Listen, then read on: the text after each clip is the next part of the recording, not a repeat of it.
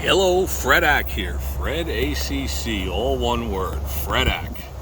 Alrighty, well, I'd like to thank you all for being here today. We have a trip note alert. I think it's going to be something pretty interesting. Alrighty, first a couple of disclaimers.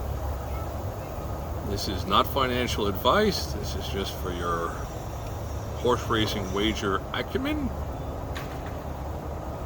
My suggestion is if you're not a horse player, then this is probably not really much for you, these trip note alerts. If you do play the horses, you've probably started to realize that I tend to, people have said that you bet by appointment only. That's kind of true. I've realized a long time ago, you can't beat every race, can't play every race at every racetrack. It's very difficult to make any money. Pick and choose your spots, you might have a possibility. So with that being said, I'd like to thank you all for being here today. This is not financial advice, and if you're not a horse player, this is probably not for you. But subscribe, and you want to watch some of my other tutorials. Knowledge is power. The more knowledge you have, the more power you have. Many times, the postings that I put are really more of an opinion of mine. They're not really knowledge per se, but if it makes sense to you, you absorb it, you go with it. If it doesn't, then I get it. Alrighty, let's get down to the good stuff. So we have a trip note alert. Trip note alert. Trip note alert is going to be for Thursday, November the 7th. That is tomorrow. Now, I don't have the luxury of knowing if it's raining, snowing, what the track condition is going to be like. Sometime my trip note alert horses are on the turf. The race might be taken off the turf. We're always looking for large fields because that gives us large betting opportunities and the potential for value. If it's a small field, there's not a lot of money being wagered. There's not a lot of potential to find something that's offering value. How do you describe value? In some of my past postings, I've tried to explain it this way with an analogy. Somebody says, let's flip a coin. We'll bet $5 on it, heads or tails. I'll put up 5, you put up 5. I know it's a 50-50 proposition. It doesn't really move me.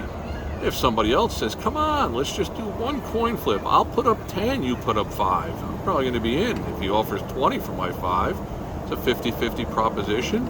Win or lose, I know I was in a situation that if we could make this coin flip thousands of times a day, I'm going to be filthy rich.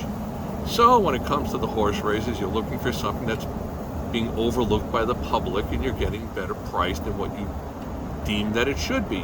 Now, what you're deeming may not be very accurate. Over time, you'll start to realize that.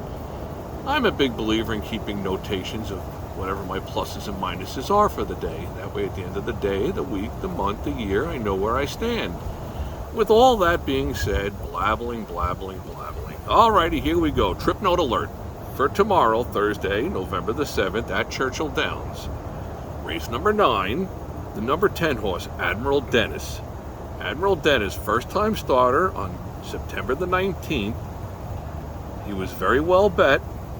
He ran in race number 5 that day. If you have the opportunity to go back and take a look, he was boxed in behind horses, no room in the stretch, rushed up after a slow break into the middle of the race. Tomorrow's race is a 1-mile event. I'm just thinking stretching out from the 6 furlongs, he should be pretty tough to beat. He should sit a very good trip from the outside post, because the way that the race breaks, it's lined up at the way at the back of the backstretch. It's not a 2-turn event. So with the outside post, the number 10, that does not hinder him at all. Plus he has one of the top jockeys on him, and the trainer is one of the top trainers in the business. So I'm thinking he looks like he should be a standout play.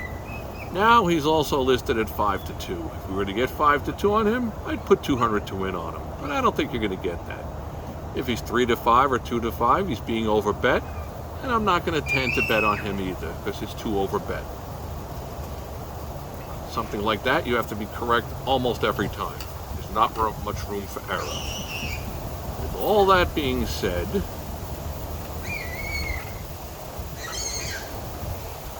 what tends to happen is when you have a late race like the 9th race, there's a tendency, we got a little wind here, bear with me, sorry about the wobbling. So when you have a late race like the 9th race, If the early races are being won by the chalk horses, the favorite horses, the favorite bettors tend to be betting on the favorites and betting them down even lower odds. If it's long shots early in the day, then the long shot players are filling up their pockets, and the tendency is for the later races to go off at better prices than what they should be. I would think this horse is going to go off at about 8-5.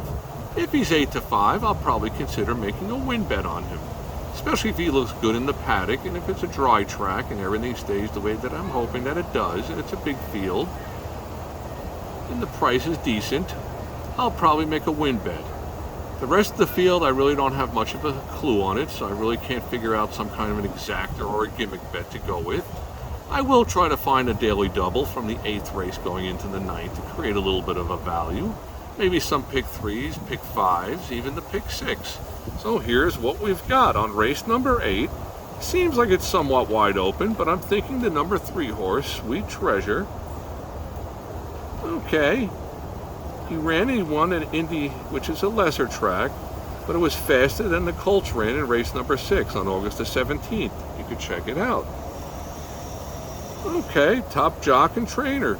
So I'll probably use the 3 in the 8th race with the daily double into the 10 horse in the 9th race, my trip note horse. That's Admiral Dennis in the 9th race, number 10, trip note alert. Okay, I'll also sprinkle a small wager with the number 9, Go Town. He may try to go wire to wire. It's a possibility. If he's left all alone, he could become dangerous. So what will I be betting on? I'll be playing on... I'll be playing a 310 daily double for $12 and a 910 daily double for $5. This is a kind of a saver. I'll have the 3 and the 9 horse in the 8th race. I'll play the 7th race, a pick 3.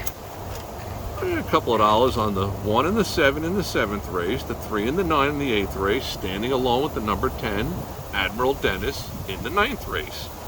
I'll also play a pick 5, starting in race number 5 with the 3-4. I think the 6th race is very wide open, but I will use the 4 horse. I'll play it with the 1-7 in the 7th race, and the 3-9 in the 8th race, and the number 10 in the 9th race. Okay, well that's pretty much all that we've got for you today on the Trip Note Alerts. May all your days be winning ones. I thank you for stopping by. Please subscribe, pound the likes button, or don't. That's okay. Ask any questions you might have. I'll try to answer. And may all your days be winning ones. Alrighty, Trip Note Alert. Get 'em while you get 'em.